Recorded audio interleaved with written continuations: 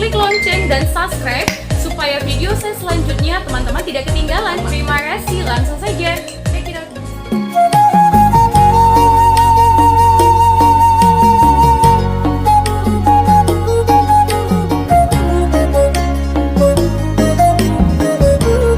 Raja Batak berasal dari Danau Toba, lahir dan besar di sana. Ya, perkembangan si Raja Batak melahirkan sebuah kerajaan yang diberi nama Kerajaan Sisingamangaraja atau Harajaon Sisingamangaraja. Kerajaan Sisingamangaraja ini mulai terbentuk abad ke-16, teman. Nah, kerajaan ini muncul sebagai usaha menciptakan sebuah lembaga pemersatu antar keempat distrik Toba, khususnya mempererat kerjasama antar bius, punguan marga, sekaligus menata hubungan dengan dunia luar dan dunia tetangga demi menjamin lalu lintas perdagangan atau hombar balok.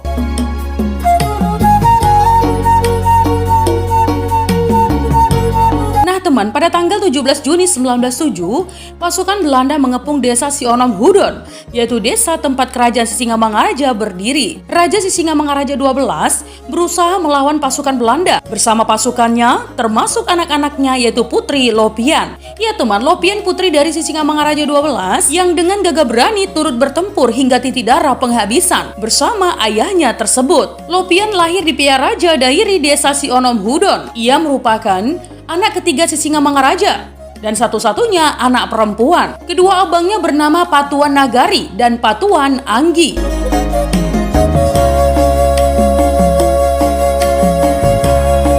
Pada Juni 1876 lewat rapat raksa yang berlangsung di Balige, Sisingamangaraja 12 bersama dengan Raja-Raja Toba mengumumkan maklumat perang terhadap Belanda.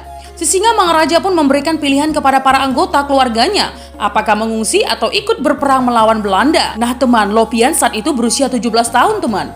Ia tidak mau mengungsi dan memilih untuk serta bertempur melawan Belanda. Ya, bersama ayah dan kedua abang-abangnya. Perang sendiri baru mulai berkobar pada tahun 1877 dan berlangsung selama 30 tahun. Awal mula perang Batak dimulai di Bahal Batu, Humbang. Ya teman, diceritakan lebih lanjut. Lopian mewarisi karisma dan sikap kesatria dari ayahandanya. Meskipun dirinya seorang wanita, namun Lopian memegang peran penting dalam menghimpun dukungan sebagai pihak guna mendukung perjuangan yang dilakukan ayahnya terhadap Belanda. Lopian sebagai sosok putri yang setia hingga akhir mendampingi ayahnya, ya, dalam kancah perjuangan yang meletihkan.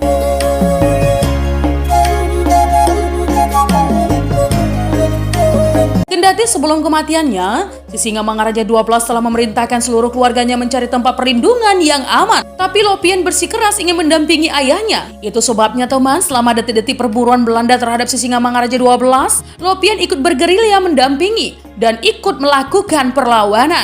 Nah, selama 22 tahun, Sisingamangaraja bersama putrinya Lopian bergerilya di tanah Batak, berpindah-pindah tempat menjadi garda terdepan menghadang pasukan Belanda. Lopian pula yang kerap menyemangati pasukan sedang dalam tekanan. Ia pun turut merawat prajurit yang terluka dalam pertempuran. Iya teman, tak jarang pula Lopian membesarkan dan memberikan penghiburan kepada ayahnya di saat anggota keluarga tewas karena pertempuran.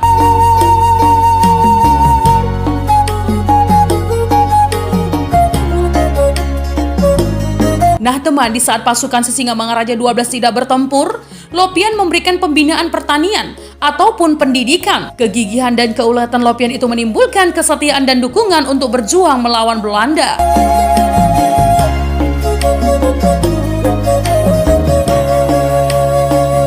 Tanggal 17 Juni 1907, pengepungan pasukan Belanda di bawah komando Kapten Christoffel di desa Sionom Hudon membuat pasukan Sisingamangaraja 12 terjebak dalam posisi terjepit di jurang Sindas, Sitopangan. Persenjataan pihak Belanda yang modern menghujani prajurit Sisingamangaraja dengan peluru.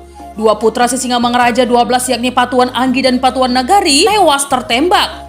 Nah teman, suasana sempat hening sejenak manakala Kapten Christoffel berseru agar Sisingamangaraja 12 menyerah. Namun seruan Kapten Christoffel dibalas dengan lantang oleh Sisingamangaraja 12. Iya, dari balik rimbunan pohon tempatnya berlindung dari terjangan peluru dengan mengatakan, "Lebih baik mati daripada menyerah kepada penjajah." Tak lama berselang teman, terdengar jeritan Lopian putri sang raja yang rupanya terkena tembakan. Seketika Sisingamangaraja 12 terkesima melihat putrinya tercinta rubuh bersimbah darah di atas rerumputan.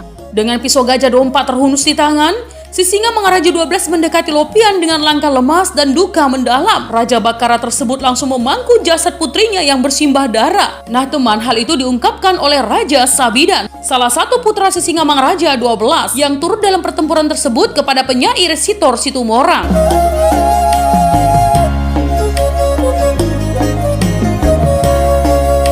Nah teman, Raja Sabidan melihat ayahnya Singa Mangaraja 12 mendekap dan memeluk Lopian yang berlumuran darah dengan erat-erat. Sabidan bersaksi bahwa dalam keadaan lemah karena sudah beberapa hari tidak makan, Baginda Raja masih sempat berdoa. Ya Opu Dewata Mula Jadi Nabolon, lindungilah bangsaku ini dari tangan musuh yang durhaka. Tutur Raja Sabidan kepada Sitor Situmorang dalam buku Toba Nasae.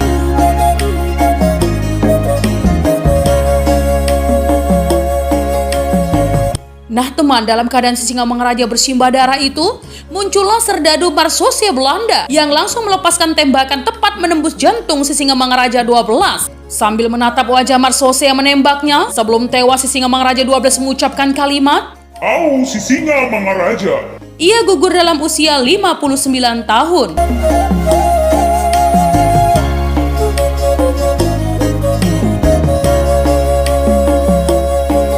Nah teman, itu tadi adalah Sri Kandi Batak Lopian, putri dari Singa Mangaraja 12. Jika ada kekurangan dalam penyampaian sejarah, mohon dimaafkan ya teman.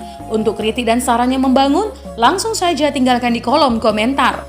Menjadi bijak, menjadi cermat itu penting. Terima kasih teman.